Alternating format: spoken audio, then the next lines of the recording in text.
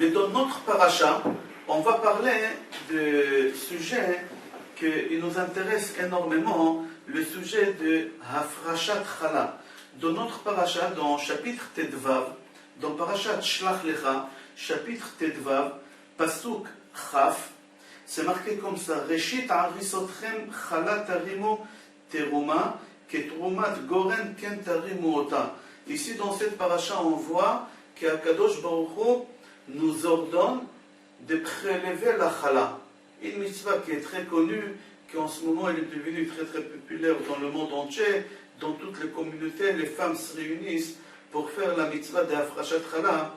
Et on va expliquer pour quelle raison on fait la mitzvah de Hafrashat Chala, et quel péché ça répare mitzvah d'Hafrashat Chala, et quelle bénédiction ça apporte à la maison pour tous les membres de la famille, la mitzvah d'Hafrashat Chala. Et Chaz Veshalom, c'est l'homme ou la femme qui essayent de ne pas faire la mitzvah d'Hafrashat Chala, Chaz Veshalom, les malheurs que ça peut apporter à cette famille ou à ces personnes qui évitent de faire la mitzvah d'Hafrashat Chala. Alors dans la paracha Shlach Lecha, tout d'abord on parle des péchés d'explorateurs, qu'ils ont parlé la Shonara. Après la paracha parle d'une deuxième mitzvah qu'on appelle cette mitzvah, mitzvah Nesachim. On va expliquer, et après la paracha elle parle de la troisième mitzvah, elle parle de la mitzvah de Hafrashat Chala, qu'il faut prélever la Chala. Alors Chachamim pose la question, pourquoi on a mis la mitzvah de Nesachim à côté de la mitzvah de Hafrashat Chala? Nesachim, c'est la mitzvah que chaque fois quand on faisait un sacrifice au Beth Amikdash, alors il fallait rajouter là-bas du vin. Alors on appelle cette mitzvah Nesachim. Neser, comme on dit Yain, Neser. Alors ici aussi on prenait du vin et on trempait le sacrifice avec du vin. Alors ici la paracha elle parle de la mitzvah qu'au moment où on fait les sacrifices il faut mettre du vin, Nesachim, et tout de suite après la paracha elle parle de la mitzvah de prélever la chala. Alors Chachamim pose la question, quel rapport il y a avec la mitzvah du vin qu'on doit mettre sur les sacrifices et avec la mitzvah de Hafrashat Chala qu'on doit prélever le chala? Rashi donne la réponse en disant qu'en réalité c'était une consolation pour Béné Israël, cette horde des trois sujets qu'on parle dans notre paracha. D'abord on a parlé de la fête et des fautes des explorateurs, après on a parlé de Nesachim, et après on a parlé d'Hafrashat Chala. Pourquoi on a mis Nesachim et Hafrashat Chala tout de suite après l'histoire des explorateurs? C'est pour monter le moral au peuple juif. Pourquoi? Parce que le peuple juif, quand ils ont vu le péché qu'ils ont fait, les explorateurs, ils étaient sûrs et certains qu'ils ne rentreront plus jamais en Israël. Alors Akadosh Baruch Hu, il leur a donné tout de suite la mitzvah de Nesachim et la mitzvah de Hafrashat Chala, et il leur a fait comprendre que cette mitzvot-là, c'est les premières mitzvot que vous allez faire en rentrant en Eretz Israël. C'est-à-dire qu'Akadosh Baruch Hu, il leur a fait comprendre qu'ils vont rentrer en Israël. C'est-à-dire, à cause des fautes des explorateurs, vous croyez que vous n'allez pas rentrer en Eretz Israël, vous allez rentrer. Il leur a fait sous-entendre, c'est ces mitzvot-là, il leur a fait sous-entendre ça. Dans le Yerushalmi, Perek Dalet, Ilchot Ta'anit Halacha Hei, c'est marqué là-bas, au moment que les explorateurs ils sont revenus d'Israël, quand ils sont revenus, ils sont arrivés dans le désert, Moshe Rabbeinu et tous les peuples d'Israël, ils étaient en train d'étudier. Ils étaient en train d'étudier quoi? C'est marqué dans Yerushalmi tous les halachot de Hafrashat Chala et de Nesachim. Pourquoi? Parce que Moshe Rabbeinu, il a cru que dans 2 jours, on rentre en Israël. Les explorateurs, ils arrivent là. 2 jours, on va se préparer, et dans 2 jours, on rentre en Israël. Alors tout de suite, Moshe Rabbeinu, il a réuni tous les peuples d'Israël. Il a commencé à leur donner des cours d'Hafrashat Chala, parce que c'est la première mitzvah que les bénis Israël ils vont faire en rentrant en Israël. Il faut savoir que ce n'est pas les premières mitzvahs qu'ils vont faire, c'est les Trumot et Maasrot. Les Trumot et Maasrot, c'était que la 14e année. Après qu'ils ont rentré en Israël, la 14e année. Mais les premières mitzvot que les Juifs ils ont fait dès qu'ils ont rentré en Eretz Israël, c'est Nesachim et Hafrashat Chala, prélever la Chala. Alors Moshe Rabbeinu, il a réuni tous les bénis Israël pour leur donner un cours d'Afrashat Chala. Et juste les explorateurs arrivent, et ils demandent aux bénis Israël, qu'est-ce que vous êtes en train d'étudier avec Moshe Rabbeinu? Alors bénis Israël, ils ont dit aux explorateurs, on est en train d'étudier les halachot d'Afrashat Chala. Alors les explorateurs, ils leur ont dit, laissez tomber, c'est pas la peine d'étudier les lois d'Afrashat Chala et des Nesachim, parce que jamais on va rentrer en Israël. Alors les Juifs, ils leur ont dit, pourquoi on ne va pas rentrer en Israël? Ils leur ont dit, c'est impossible. Et là, ils ont commencé à parler du mal sur la terre d'Israël. Comme ça, c'est marqué dans le Yerushalmi.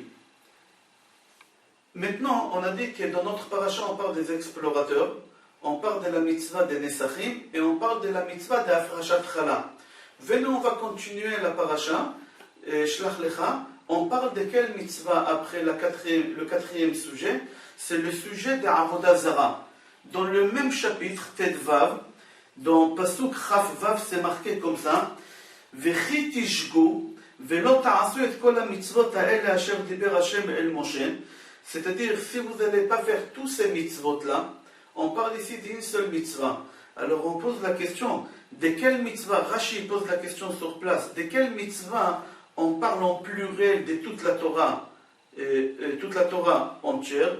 Rashi il dit, ici on parle de la mitzvah d'Avodah Zara. Avodah Zara, l'idolâtrie. C'est-à-dire, Chazal dit, celui qui il donne une raison à quelqu'un qui fait l'idolâtrie, ou celui qui pense que l'idolâtrie, ils ont raison, l'idolâtre, ils ont raison, alors celui qui pense à ça, c'est comme qu'il a transgressé toute la Torah. Notre pasuk ici, il parle de quoi? Il parle de l'idolâtrie. Alors on voit que dans notre paracha, on parle des explorateurs, on parle des Nesachim, le vin qu'on mettait sur les sacrifices. Troisième chose, dans notre paracha, on parle de la mitzvah de prélever la chala. Et quatrième chose, on parle de quoi? On parle de l'idolâtrie. Alors si la paracha, elle parle de ces quatre sujets-là en ordre suivi comme ça, c'est-à-dire qu'il y a une raison.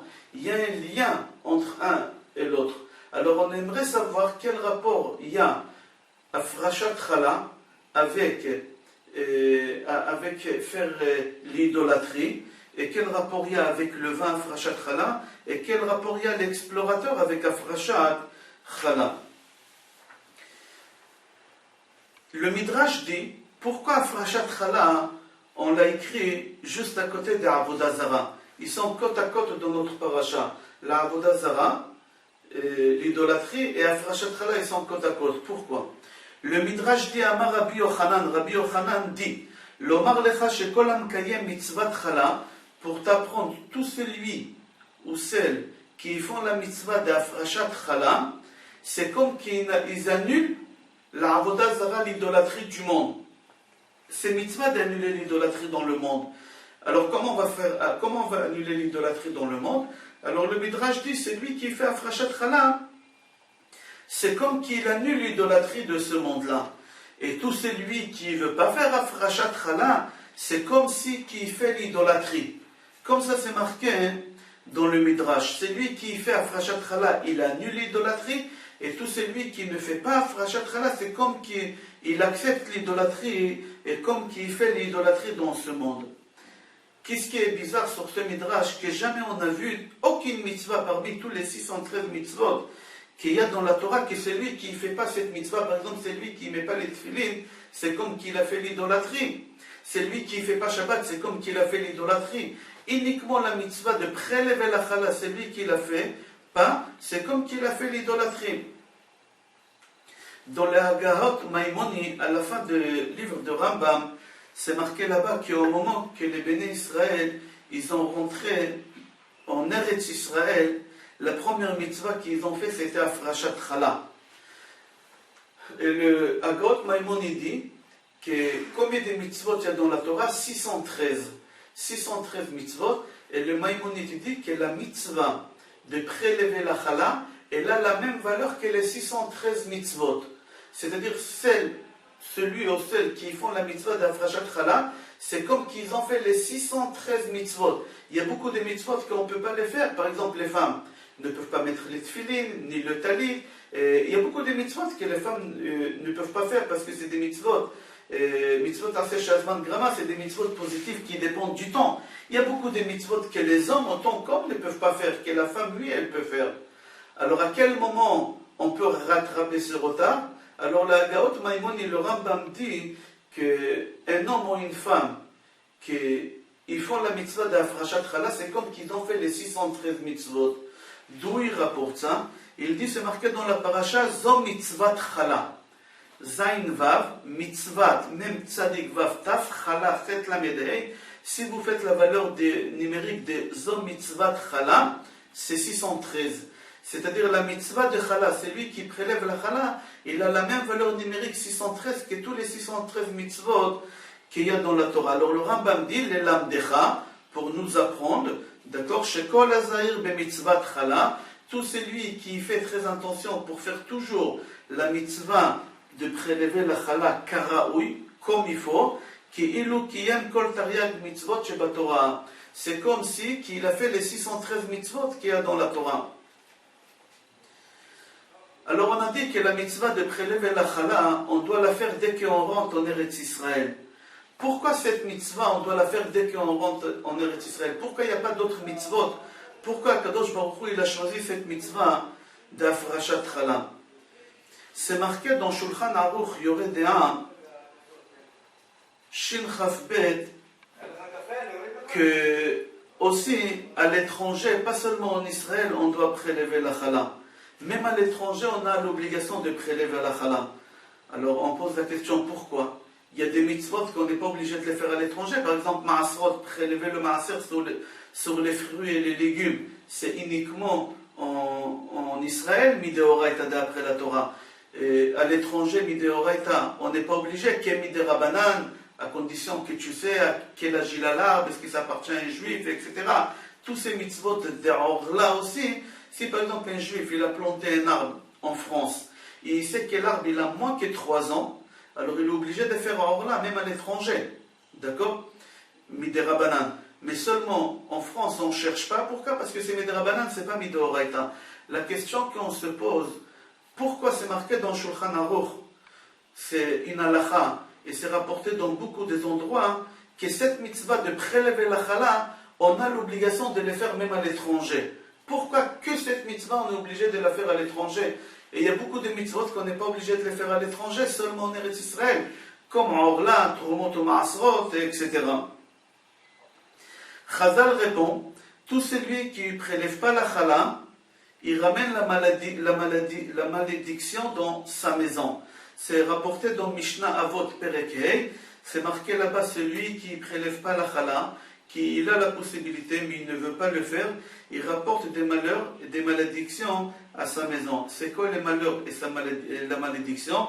C'est rapporté comme ça. Ra'av shel kelaya ba'a, chaz v'shalom. C'est-à-dire, c'est une famine qu'elle tue. Comme c'est marqué, v'ifkadti bahala, altikri bahala et la bachala. C'est-à-dire qu'il y a une peur qu'elle rentre dans ce foyer-là, qui ne prélèvent pas la chala. Une peur de quoi? On ne sait pas. Ces gens-là qui vivent dans cette maison où on ne prélève pas la chala, ils vivent en peur permanente, mais ils ne savent pas de quoi. Mais ils ont une peur. Comme ça, Chachamim disent, Vifkaditi be'ala, altikri ba'ala, et la bachala. Celui qui ne fait pas la mitzvah